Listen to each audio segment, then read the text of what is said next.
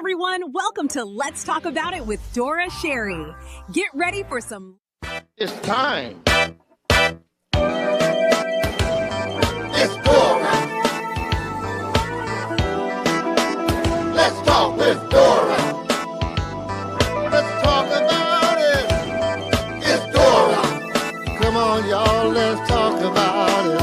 Let's talk with Dora. Everyone, welcome to Let's Talk About It with Dora Sherry. Get ready for some lively discussion. Let's talk about it. It's Dora. Come on, y'all. Let's talk about it. Let's talk with Dora. Hi, guys. Welcome back to Let's Talk About It. I'm your host, Dora Sherry. I want to start tonight's show by asking you all a question. Have you ever watched somebody's podcast and thought, I could do that?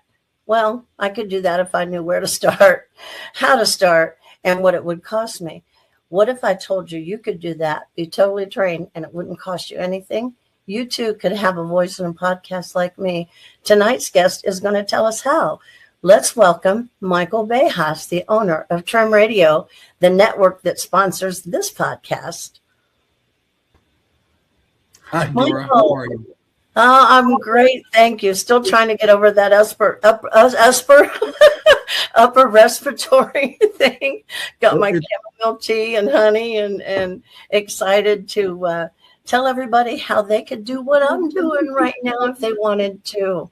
Tell us a little bit about Trim Radio, how you started it. It's been a blessing to me, Michael. Let me just tell you that. You guys came into my life and I don't even have the words to describe it. And I'm a writer, I'm an author. So tell us a little bit about Trim Radio, why you started it, and exactly what kind of platform is it? Well, it's really funny. We all were kind of working on another network that doesn't exist anymore. It was WCET. And I had two friends, an old friend of mine that had said, listen, we're doing this show. Come on in. We think you'd be great for it. I went on it, and I loved doing it. I didn't have this big audience around me, so I didn't feel paranoid. And then we kind of veered off from them, and I got with Victoria and Stu and Riskella, and I said, we could do this on our own, and let's have a totally different concept with it. So all of us together, we had a few meetings. And we got together, and of course, Victoria is a beautiful architect. Oh, she's amazing.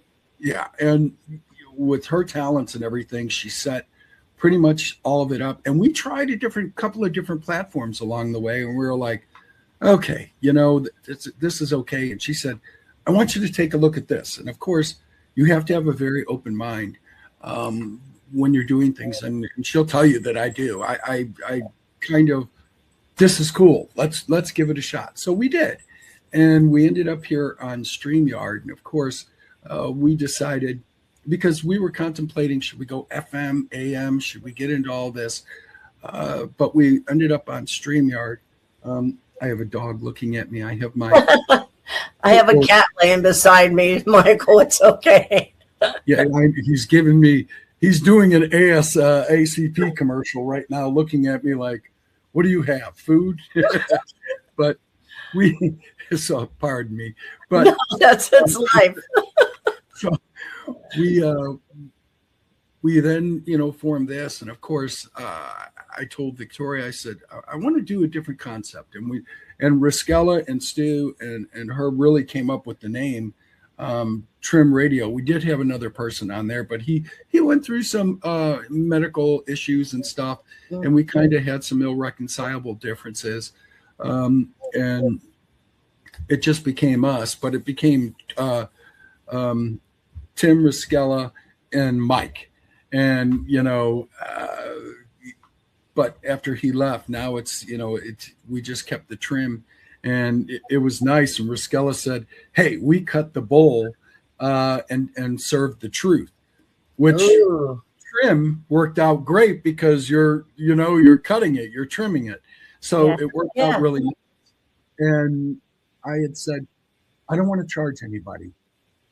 And I felt that this is reasonable enough that I could, now that I'm medically retired, forced to, but I was getting to that point to where I was like, I can afford it just as it is. Why not bring people in that want to be podcast people that are just starting off? And we're not going to charge you a dime. It gives them a chance to, and really I only had one rule, and it was just, I wouldn't budge on this. It's just the one rule: how you ran your show, what you did, what you talked about, what you believe. I don't care, but you can't go against derogatory things against God. That was, Christ. That was it. But I'm not going to tell you, if you don't believe, I don't care. That's up to you. But don't air it. I think that's where you had to have some kind of boundary, and that was my boundary, because I am Victoria will tell you that for me is a boundary, and no dropping F-bombs or GD or anything like that. Just be clean. I think that this is a thing, whether you're workplace, whether you're at home in front of your kids or anything, that's not unreasonable requests. And so I tell people, you got conspiracy theories, if you have this and that, feel free. Enjoy. I am not going to sit here and get involved with any of that. The best thing that, and of course they always tell me I'm the owner of it. I pay for it, but, if you are like a boss or look that way, stay out of it. Yeah. Don't manage. Let it evolve on its own. Let it grow on its own. And how they get to the end result does not matter to me. It's about bringing people on. So if we do have listeners out there and you're very interested in doing podcasts, come on over. I'm not going to charge you anything. What's the point in it? What's the goal in it? I'm not greedy in any type of way at all whatsoever. Money means absolutely nothing. We can't take it with us. So, right. We're not taking anything. I'm blessed of what God gives me, and I own nothing. So, and that's just how I operate. Oh, Michael, I'm jumping at the bit to say something about when you said you don't charge anything. That was the thing that blew me away the most with you guys. Stu Shear, you mentioned him, God love him, my friend Stu, for probably two years kept saying, Dora, you need to get on this Trim Radio.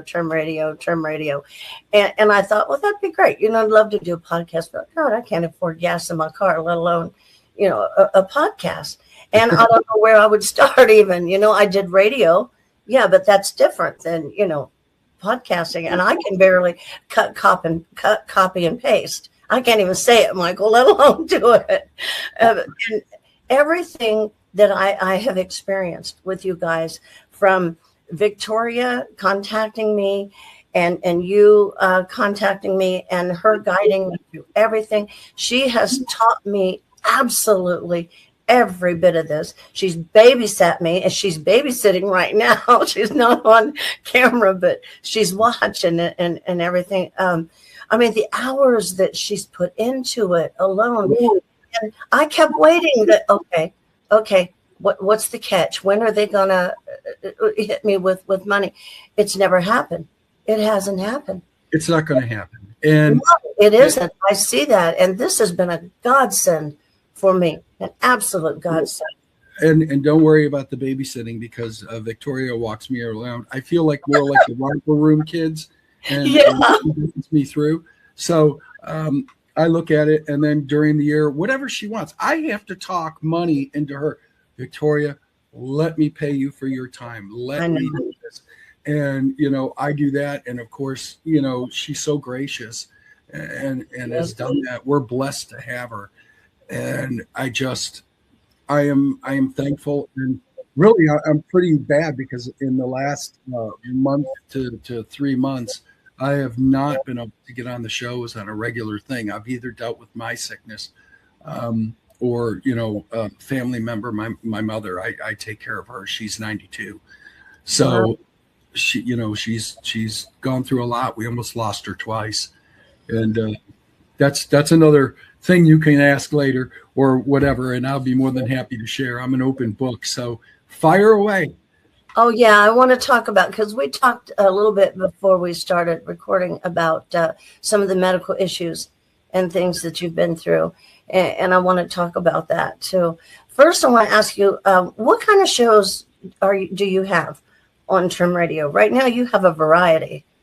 Well, I did, and I told Victoria I wanted to cut one back. And I had a show called Take Point 22. I had an LLC, limited liability, for that one because veterans were so important. I'm a vet. And when you lose some veterans that are friends and seeing the things that, I have seen, the wounds, the injuries, and all the different things, and then knowing that we were losing 22 a day and to suicide. And of course, experiencing the mental thoughts of that. And, I always like to tell people that I have a gun for protection for my family, and we're in a great neighborhood. So I never have to pull it out. I couldn't even tell you the last time I pulled it out. And then I have a Bible that I put on the gun, and then a roll of toilet paper. So when I cry and I get overwhelmed, before you reach for the bottom one, you go to the top one, which is the Bible, and get yourself out of it. And it's a hard thing to do. So I'm on medication for it. And, and for the panic attacks and everything else, because I was waking up and still wake up with horrific nightmares, just things way out of the blue that you don't. And they're awful. And it's some things veterans never talk about. We never know what they experienced, what they saw, what trauma is there, and what can come back many years later, Michael, 30, 40 years later, something can come back like boom. And you're, like you said, nightmares, panic attacks. It's veterans. And I wasn't frontline. Understand something. But you have a guilt. You have a survivor's guilt. You have, and then you lose somebody that's close to you that's in the military. And of course, it's happened multiple times. And then your friends. And of course, military people, we flock together regardless of whether we're frontline or we weren't frontline, because there's a brotherhood there and a sisterhood. That's right. And we can all relate. And I've talked to so many veterans. I've talked to thousands of veterans. So it's kind of a giant family. And the civilian world and our world are two different animals. Oh, yeah. We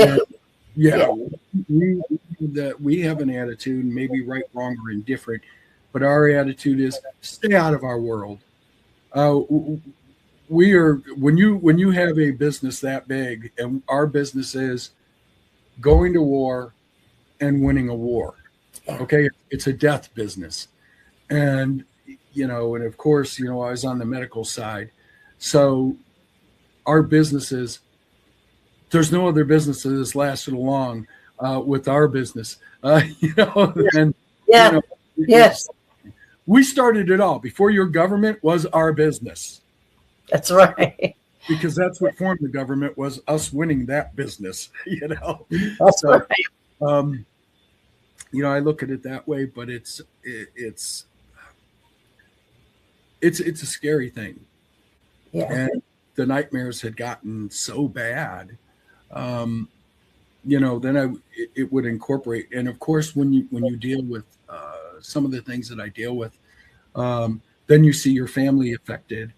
And you have terrible nightmares about something happening to them, getting in unpredictable situations and how to try to climb out of it.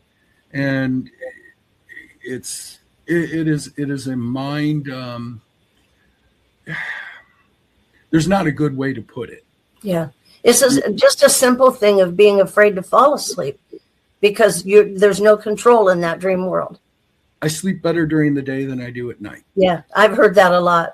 So, My son passed away, my 18-year-old son, in 1990, and I went through many nights where I was so afraid to go to sleep because of the nightmares I was having.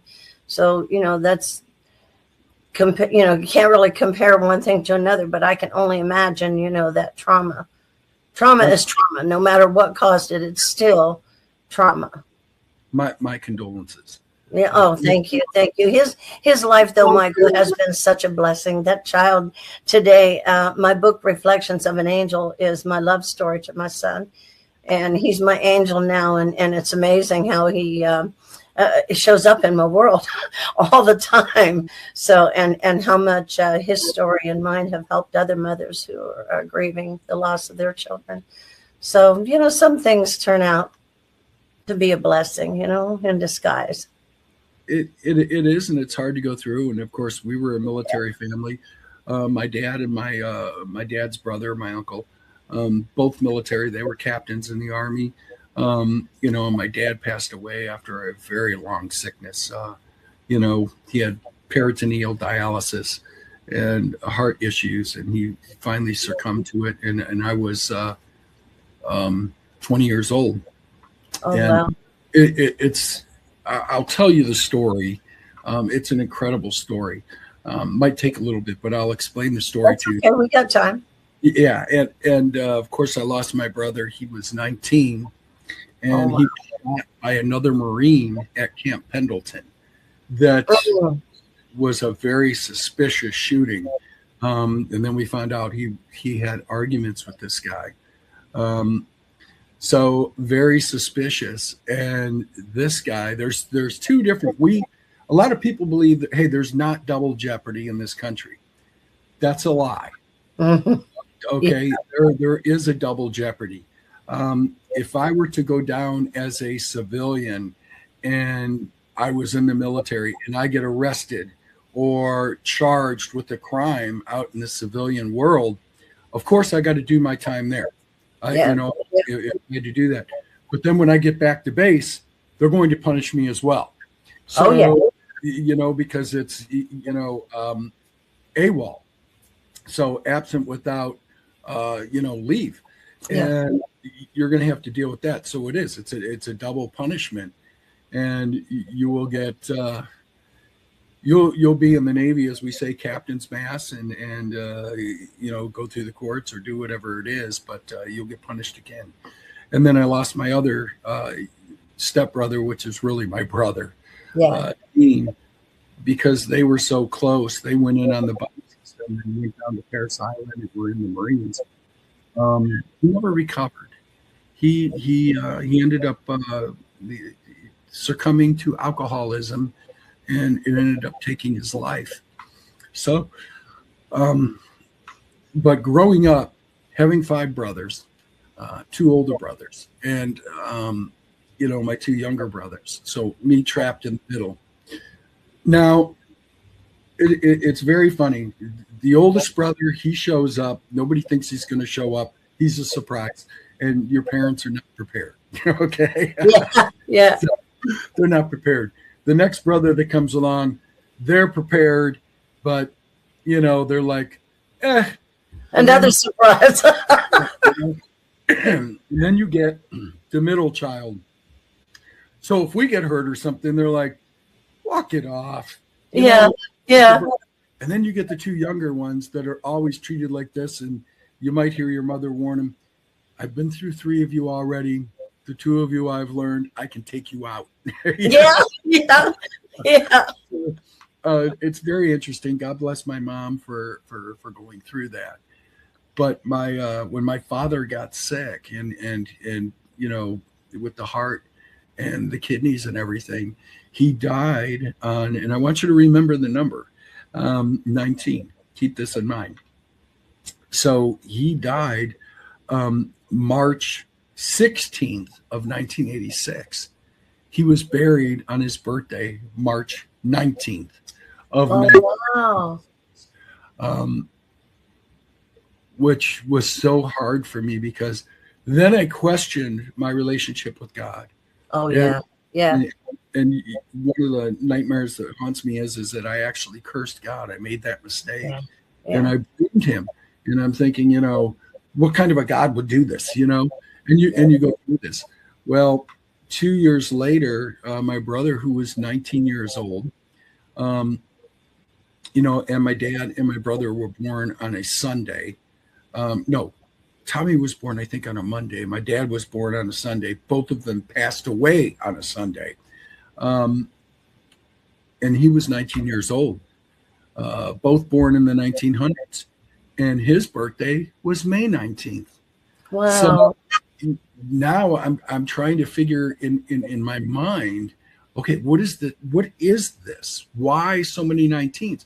And of course, both born in the 1900s, both pass away in the 1900s.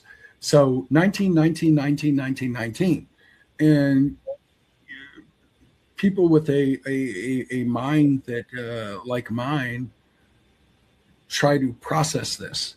So many different conditions, and you're trying to process all this, and it's very interesting. When my brother was shot by another Marine, he was African American, and of course I cussed God, and I was so angry. And then I said, I got to get in the military. I have to understand this. So I did. Coming out of a bad relationship, I went in, and again, irreconcilable differences. I won't talk down about anybody or have them talk down about me if they're not here to defend themselves in front of me. Yeah. So it's just called ethics, as far as that goes. But while I was in the military, I was downstairs working. I was a dental tech, an advanced dental tech, 8752 DT, which they got rid of, and now we're considered corpsmen. So yeah. I'm working in the basement and pouring up models, and there's just me and this other man, Herb Simmons, second-class petty officer. And Herb he's pointing down, and he's like, that's right, and then pointing in the air. I mean, he was excited. He was filled with joy, and just excited. And finally, after I got the models poured, I had to walk over to him. I said, Herbie, what are you doing? What are you reading? And he closed it real quick and slid it off to the side. He said, Bayos, you can't handle this. And challenge accepted. Okay. Challenge accepted. Yeah. What do you mean I can't handle this?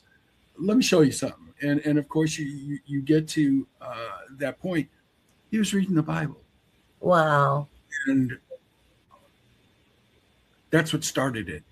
And to the point to where I bought a Bible, and here was this guy. And how does God work? Crazy. It's way beyond our comprehension. He's above our thoughts. He's beyond our thoughts and everything. Okay. This, and of course you're fighting racism because you're thinking, oh, it's crime from the African-American, population. And here an African-American pulls out a Bible, introduces me back to God. Gave you the best gift of your life. I could cry because I have, that was one of the things that's helped me get through. And all during this time, when we were working at the Navy Yard, you want to talk coincidence. This man who did this for me came back with the diagnosis of lupus, SLE. Oh. I have lupus SLE. And we were stationed at the same Navy Yard. And, he didn't feel right. He was getting sick. Well, I started to notice I'm getting sick. More exhausted. I was going and working out at lunch. Our captain was great. He let me run with him, and then you were free to work out. So we didn't have a typical half an hour lunch or an hour lunch. No, he'd let us, if you're doing this and you're doing this to better yourself, as long as you're doing that, feel free, just be back at this time. And, again, not micromanaging, because he knew the production. And Herb was doing a great job. I carried 23.5% of the production at that time. And but I knew something was off in my body. You know, how you feel something's off. I knew something was off. And then I developed encephalitis, which was just a fluke. And I'm thinking, where did I get this? And thank God it was bacterial. And so now I'm really questioning what was going on. And your body's like a bunch of switches, your bone and stuff. You know, they click on and off like a little chemistry set. And of course, in 94, I got out because I knew I couldn't keep up that much with it. But I didn't want to quit the military. I absolutely didn't want to quit. So, and I was blessed. I got to do the AFIG, the Armed Forces Inaugural Committee. That's when Bill Clinton was elected. So I ended up driving for dignitaries and, you know, taking them in the rapid transit is what we called it, and driving them around Washington, D.C. So you had to know the city. Okay. You were trained. And we went on, and, you know, as I was doing that and everything, and of course, my first child was being born at the same time. And then I got promoted by a brigadier general at that time. And I drove for, believe it or not, Ron Brown, who was the Secretary of Commerce back then, if you remember. I do. So I was in the parade. I drove, and right behind, I believe it was the motorcade of Washington, D.C. police, I was the first one to start that. So, yeah, so very wonderful honor and privilege. But once I got out, that's when things really, I moved down here to Columbia and started developing sickness again. And of course, we were in Des Isles at one point, and the doctors there said, you have a tumor and it's in your head. And my mother, God, like I said, God love her, said, nope, we're not even playing with this. We're going straight to the Cleveland Clinic. She knew people, and we drove on up there, and the doctor said, you don't have a tumor. You have a serious infection in the lining of your brain and your brainstem. And, you know, he goes, how long, how do you stay awake that long? He goes, I can't stay awake that long. How are you doing? I had been up 72 hours straight. I could not do that. And of course, I was dealing with vertigo. I was dealing with this sickness. I was, I finally got to the point to where I couldn't drive, and I crawled to an urgent care that I knew was on my way to work. And once I got, I left the car on the side of the road. And once I got there, they took me immediately to the hospital. And I can't even tell you which hospital it was. I don't remember. Wow. So one of those things. You've been through it, my friend. Yeah. Still going through it. Yeah. So if you go back to 1990, 91, I knew then something wasn't right. But then and then we moved up to Ohio for a little bit. Of course, we went through some financial hardships. And my mom said, why don't you come stay with me? So we went up there and stayed with her. And then we were like, okay, I love the South way better. So I always like to say that I was a Northern boy, born in the right. You was. But because I lived down in the South longer than I lived up north, I'm like, there's no argument about this. I'm a Southern boy. So, and I got that part fixed. But when I was down here, then it was 2004 when this irreconcilable differences on this relationship came to a head. And of course, I have two young kids. My second one was born in 99. And of course, I was a Mason too. So, I knew Stu, Masonic, and, Stu's a Shriner, of course. But I had gotten into Masonry, and I wanted to be a better man. I wanted to be even, better. And it doesn't always work, but you try. But, you know, I did that. I was successful at that. And of course, in 2004, the doctor had said, you know, he did a blood test and he said, listen, I want to get you back in here. I want to make sure this isn't a false positive. And we did it again. And he goes, just one more. So after the third one, he said, you have lupus. And back then they were looking at the ANA. And of course, now today it's what is it? I want to say, there's another letter to it now to make the acronym, you know. Yeah. Yeah. So anyway, I was like, okay. And here I am going through this divorce. Here I am going through this sickness. And I'm like, and I was devastated. And I'm trying to think, okay, after many tears and being upset and going through it, I said, I got 2 boys to raise.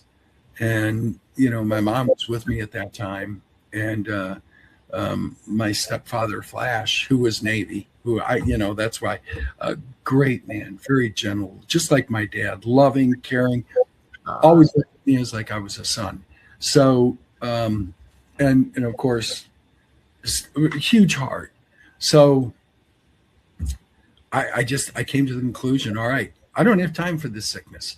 So, you know, they put me on medication and everything. And we tried a bunch of different medications. And of course I was dealing with that, but just as we're having a conversation in 2012, I was having one with my, my employer, my best friend. And, all of a sudden I got a cramp in the side of me and I was like, okay, you know, what is this? And, you know, and I told him, I said, you know what? I said, do you ever pull a muscle? And he goes, yeah. And then it got worse. Then it was like, okay, I really did something here. And I was looking for a bruise. 45 minutes later, I'm like, I broke a rib. I got to go. I broke a rib. So I called my son. He's taking me down to the hospital. I couldn't breathe. And I remember being on the floor in Dorn, VA, and I was trying to get to my feet. That's instinct. That's what the way we're taught. Pain is, you know what I'm saying? You've got to through it. Your life is dependent upon it. And that's just one of the things that they trained us to do.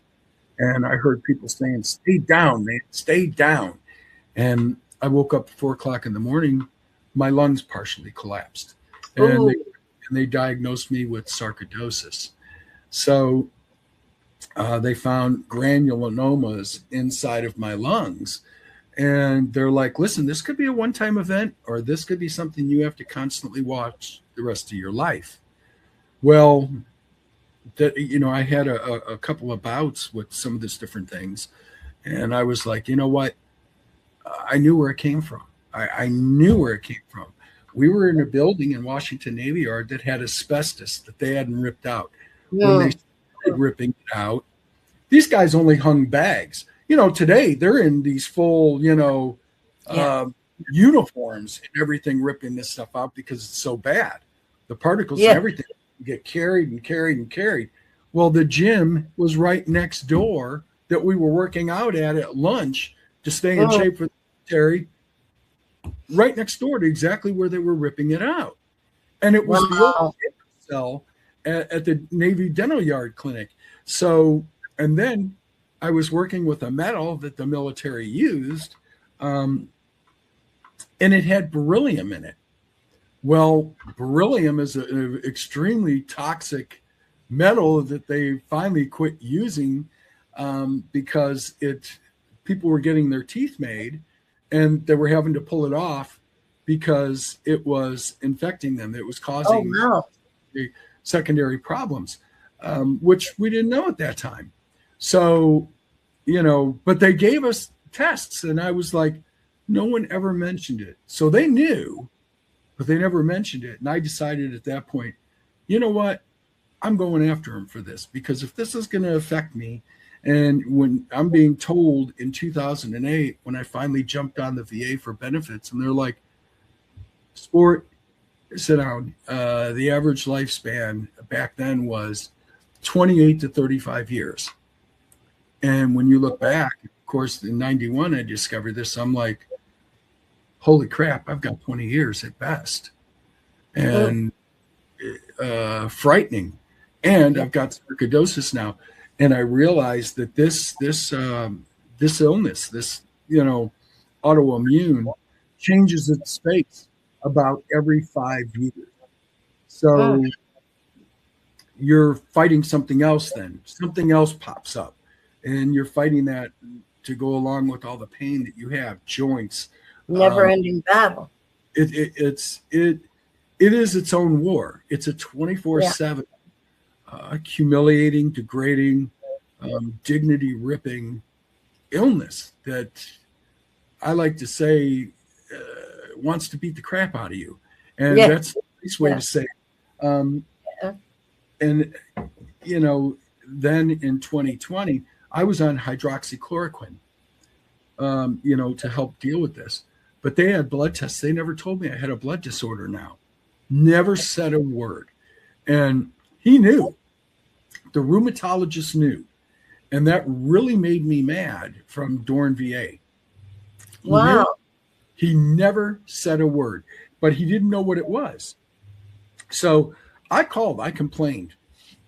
And of course, the doctor, the head doctor of the hospital said, well, you definitely got something going on.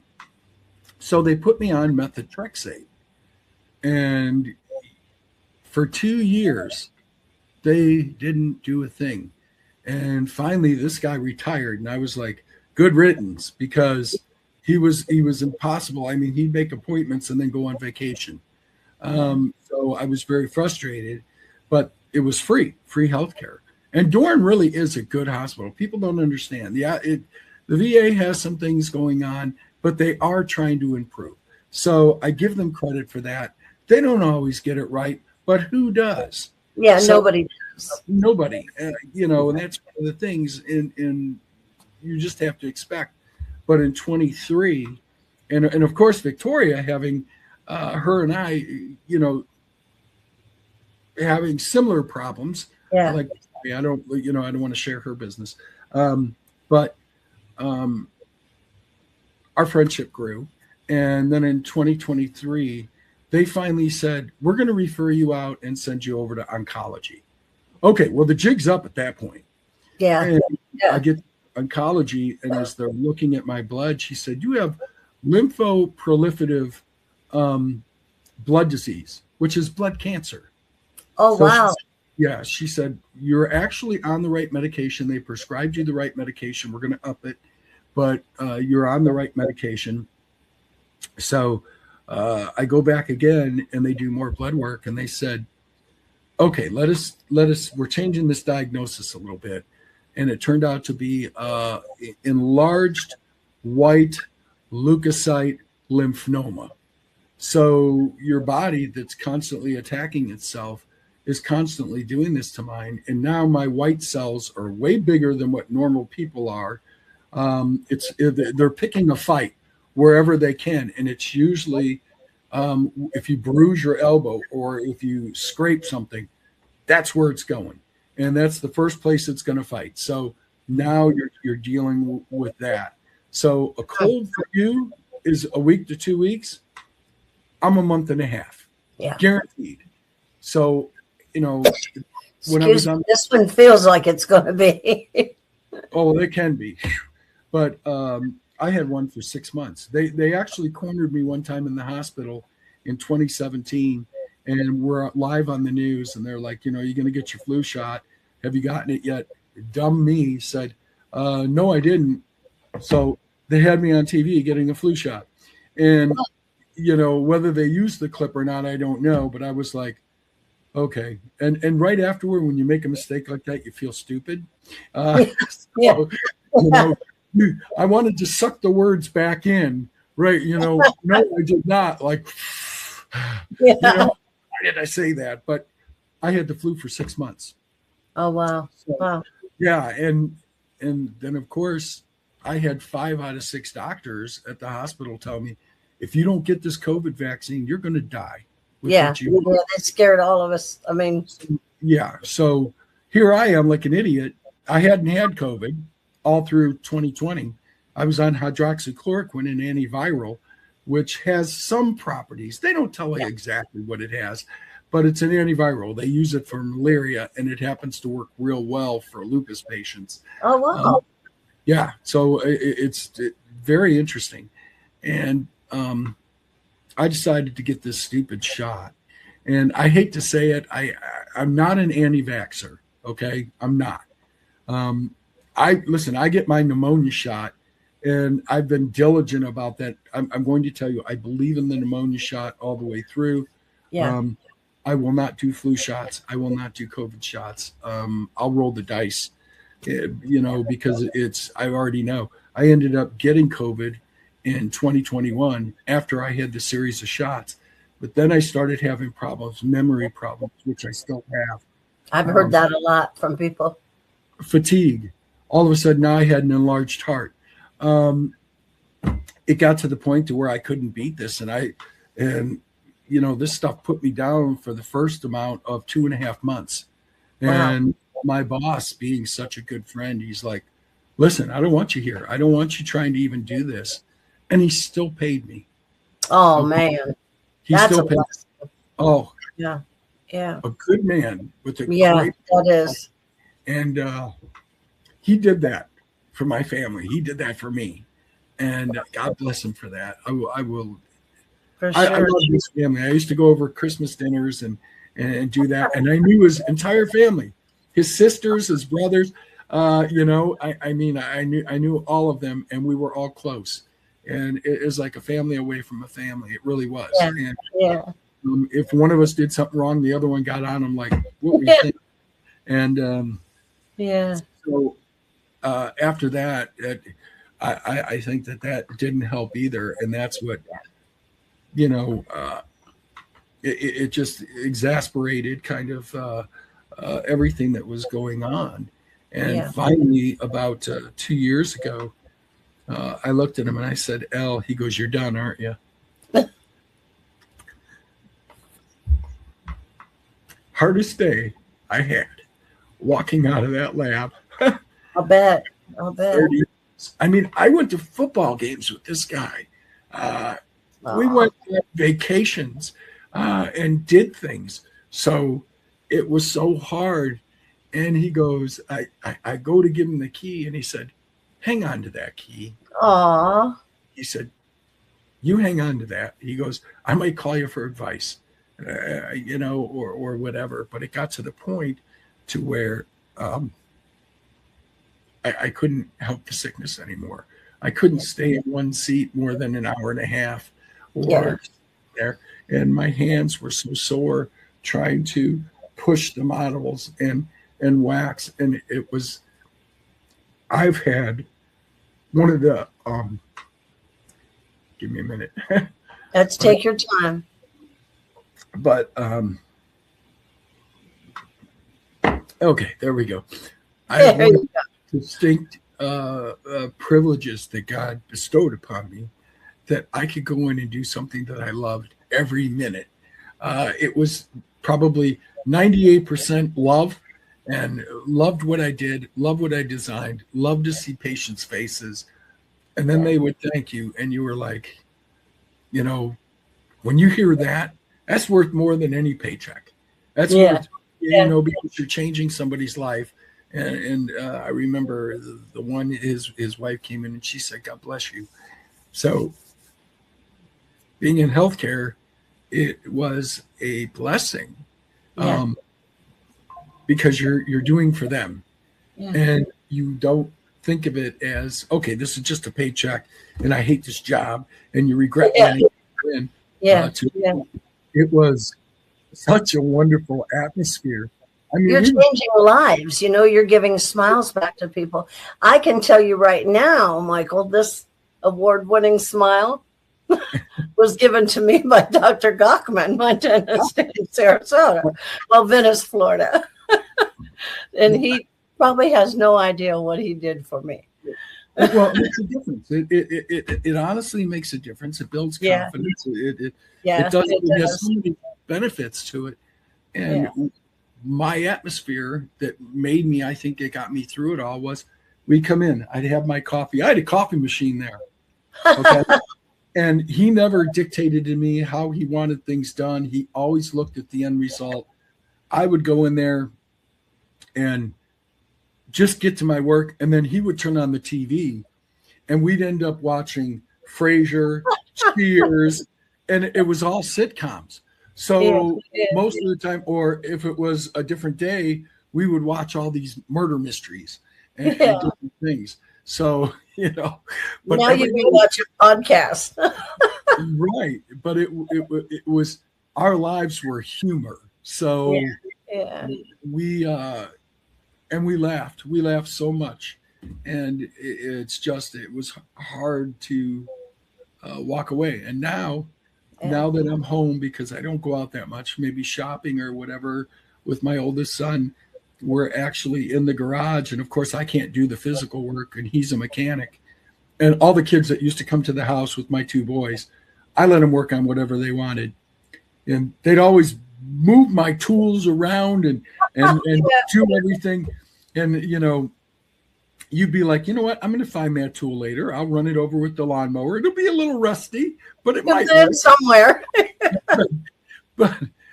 So we have a car that we've been building probably for the last 5 years, a Cobra. And we built this up. We started from the frame up. Wow. We built this thing. We had the shell, but we ripped everything out of it, painted it, did it, and then I patined it.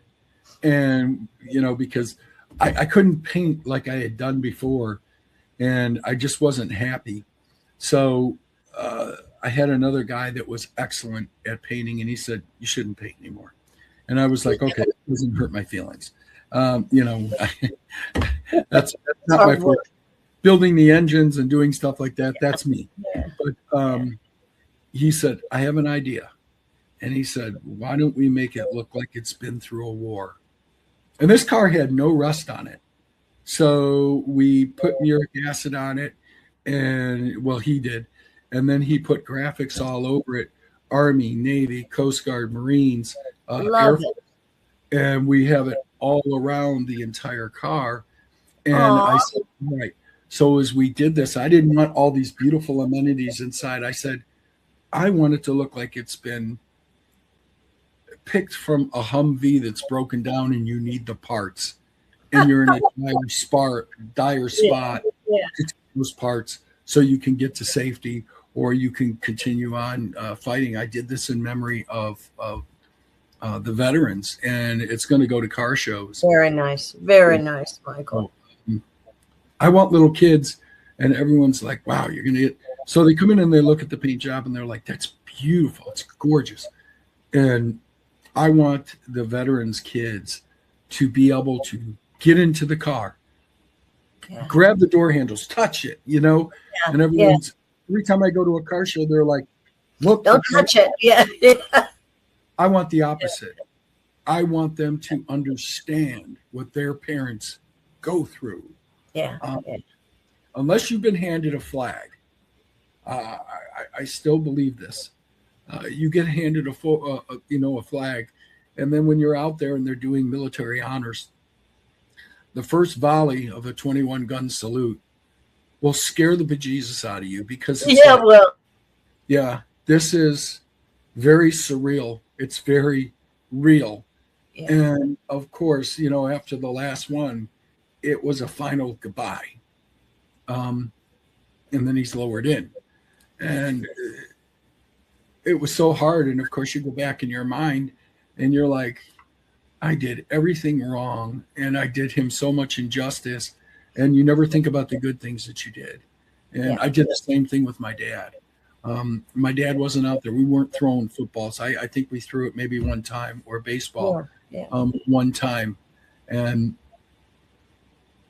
it's one of those things that life is very, very short. But as I was going through most of this trauma, and of course, being through 2 or 3 relationships that did not work out the way you want, because they're not the right people. What do we get into a pattern of our mistakes. So we get into this pattern, and then we look for the same thing without even knowing it. Yeah, without realizing. It's okay. So I like to say it's like putting an ice cream cone on your head and using your tongue to beat the snot out of yourself. Okay? That's So or doing the same thing over and over again and expect yeah. You know, and of course this last time I was just like more reliant on God, which I should have been to begin with. Yeah. I backslid and I drifted away, and then of course now I'm there, and of course I have since 2020. I've read the Bible 6 times, and I'm almost done to the end, and I'm going to do it. I will do it the rest of my life. It's one of those things, and of course there's so many layers to peel back on it. Yeah. There's so many different things. So a lot of people look at it and they're like, I can't read this. They really alone get through one, and they're not saying, wow, this relates, this crosses over, this crosses over. Yeah, to really study the Bible, to really study it. And then to ask God, I think a lot of it is too, you have to ask God for knowledge and wisdom with it to try to get an understanding on it. And then I realized out in the world, oh my gosh, these people they're crazy. Yeah. And, and once you start to follow God and follow Christ, you're in for it. Yeah. You're going to go through some stuff because now you're aware. So a lot of people like to say, a prime example, the word mourn. When you think of the word mourn, what do you think of? Death and sadness and mourning someone. Okay, so we have death and sadness and mourning someone, but mourn can also mean sorry for what you did. Yeah. Mourning for your sins, for your shortcomings. It can also mean bringing yourself down to a level of humility before God. Yeah. It has so many, and these are those layers that you peel back. Yeah. So you look at stuff like that. I love the book of Ezekiel. I love all the books. I love Job. I love Isaiah. Matthew, John. John is a wonderful book too. Yeah. But going through it, it said, in Ezekiel, Son of man, do you see all these bones? Yes, I see all these bones. And they come back to life. Only you know, God. And, then it talks about the muscles, the sinews, and everything, bringing them back to life. Well, people take that literally, which really, of course, God can do that. If he can make a donkey talk, he can definitely do that. If he can make a sea part, he can definitely do that. There's nothing he can't do. He's beyond it, outside of it, in it, through whatever. There's nothing that he can't do. But it could also mean the 12 tribes of Israel were going against God. They were not putting God first. Yeah. So he's talking about reviving Jerusalem, reviving Judah, reviving the 12 tribes, a representation of the bones of the dead. Brought back. So you get into these different things. I did that in Genesis. You go back, and I promise I'm a talker, so I apologize. Well, we're going to have to wrap it up pretty soon, or I'll be in trouble. You're going to have to come back on and talk some more to us, Michael. Yeah, last one, I promise. But in the book of Genesis, Jacob, he had a dream. And he had his head on a stone, and he was dreaming about angels ascending and descending down a ladder. Yeah. And if you go back to that, even Abraham, but if you go back to that, who's the cornerstone? Yeah. You're putting your full trust there.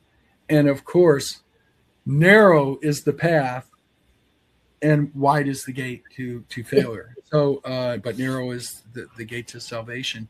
There's a cross reference all the way back from Christ to that. So you have to look at these things and study them. And of course, I wasn't taught in theology. I wasn't taught in seminary. I wasn't taught in any of that. It was just a matter of going through.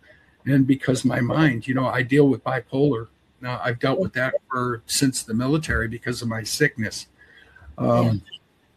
and anxiety attacks, panic attacks, and everything. I mean, I've had them where they put me in the hospital. I don't even remember where I am. Again, talking to you like right now. And then all of a sudden, I was doing this with Ellis. I was on the floor. Yeah. I don't remember it. The girls next door at the dentist office came over, and Ellis said they're all crying in the back. They thought you were dying or dead. Wow.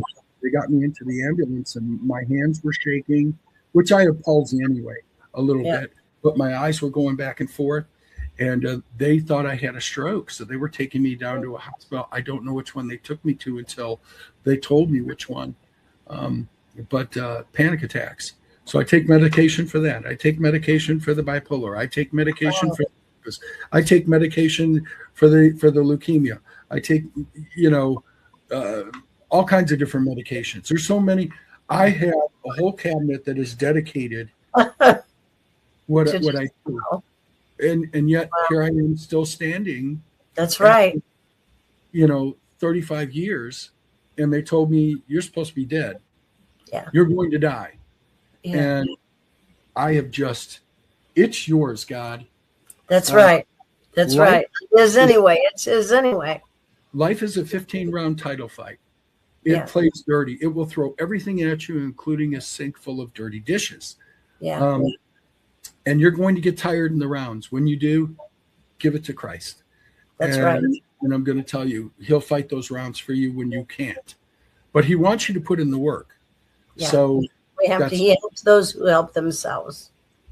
And that's me. And yeah.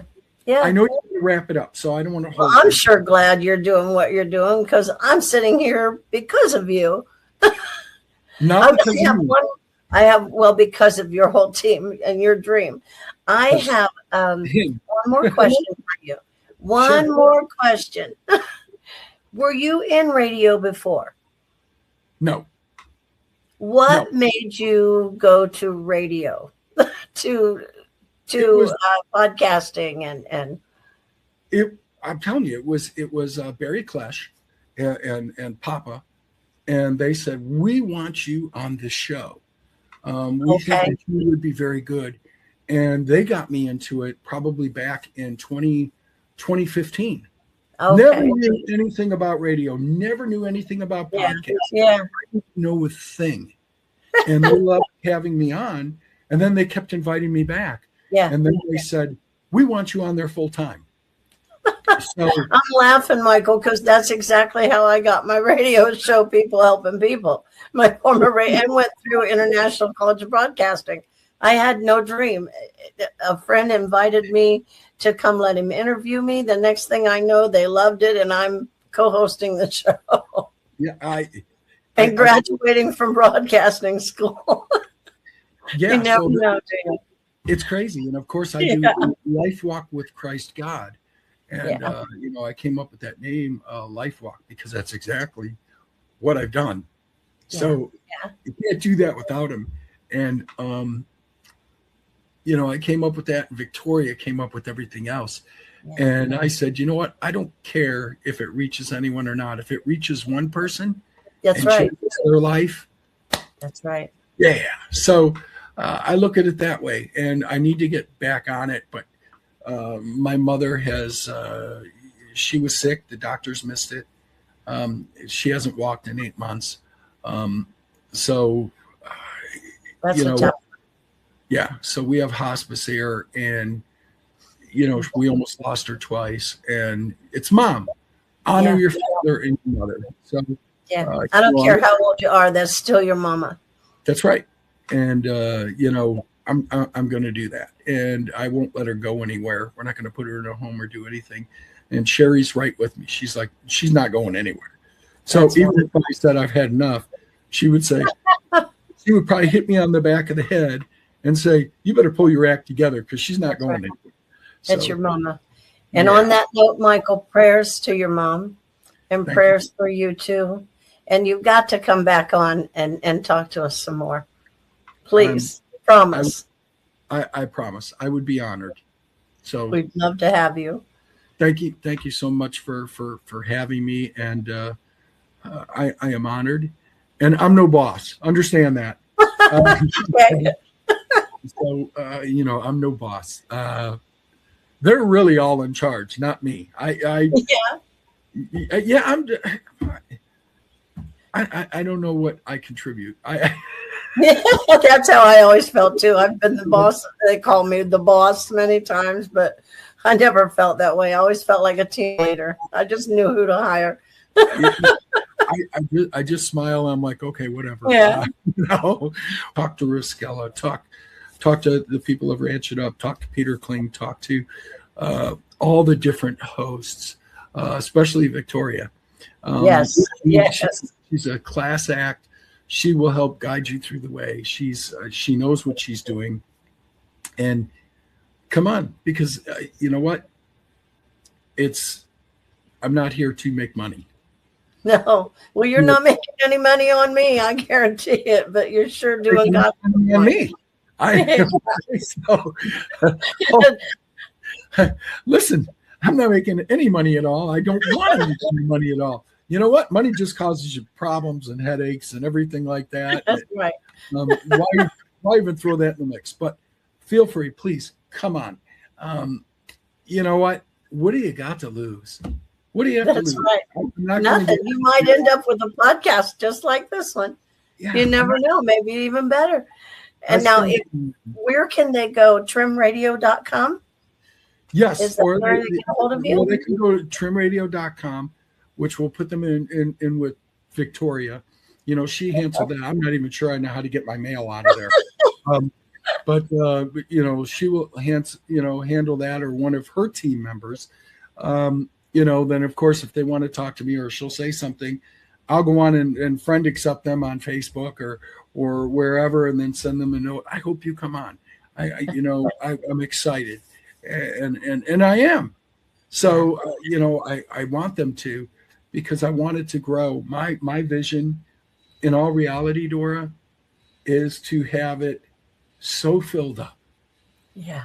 And so many of these people telling their stories, recounting all the, telling them what they think and everything, that it just explodes. And, what a gift that would be, because I don't know how much longer I'm here, but if I were to go and this thing grows like that, you know what? It's in perfectly good hands. Victoria's got it. Riskella's got it. Oh, man, yeah. This is something that, all the people have. And, what a legacy. Isn't that? Yeah. It just shows you what God does and what God can do. So on that note, I don't want to hold you up. I just was thinking of that country song I heard recently. It says, when you pass on, what are you going to pass down? That's right. On that note, I'm going to say thank you. Thank you. God bless you. And we'll see you again.